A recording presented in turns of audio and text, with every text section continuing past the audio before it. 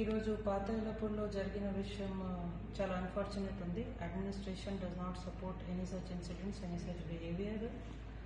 దీని మీద ఖచ్చితంగా కఠిన చర్య అవుతుంది.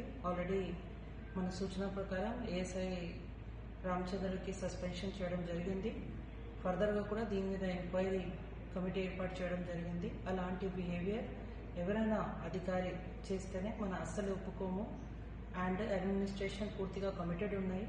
సో రైతు ఖచ్చితంగా రెవెన్యూ సదస్సులో పాల్గొనాలి. అండ్ మీ పిటిషన్స్, మీ వాదన అవన్నీ చెప్పాలి. మనం మీకోసమే ఉన్నాము అండ్ డెఫినెట్గా పరిష్కారం కూడా చేస్తాము. Thank you. ఖానాపూర్ మండలంలోని పాతేళ్లపూర్ విలేజ్ లో జరుగుతున్న భూభారతి సదస్సుకి అటెండ్ అయిన ఒక రైతు అక్కడున్న తహసీల్దారు రెవెన్యూ సిబ్బందితోటి ఆర్గ్యుమెంట్ చేస్తూ ఉన్నప్పుడు ఆయన తహసీల్దారు పోలీస్ సిబ్బందికి అక్కడి నుంచి ఆయన పంపించేయమని చెప్పడం జరిగింది.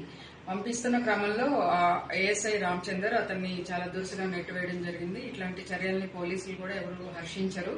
ముఖ్యంగా నిర్మల్ పోలీస్, మీ పోలీస్ అని మేము ఒక క్రమంగా ప్రజలకు దగ్గరవుతూ ముందుకు వెళ్తున్న క్రమంలో ఇట్లాంటి చర్యలు అసలు నిర్మల్ పోలీసులు ఎట్టి పరిస్థితుల్లోనూ సహించేది లేదు. అలాగే మా జిల్లా ఇన్ఛార్జ్ మినిస్టర్ సీతక్క గారు కూడా ఈ విషయంలో ఆరా తీయడం జరిగింది.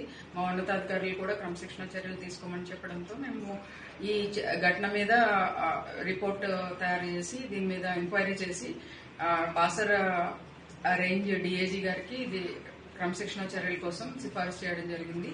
ఈ రామచందర్ ఏఎస్ఐని డిఐజీ సస్పెండ్ చేశారు, విధుల నుంచి తప్పించడం జరిగింది.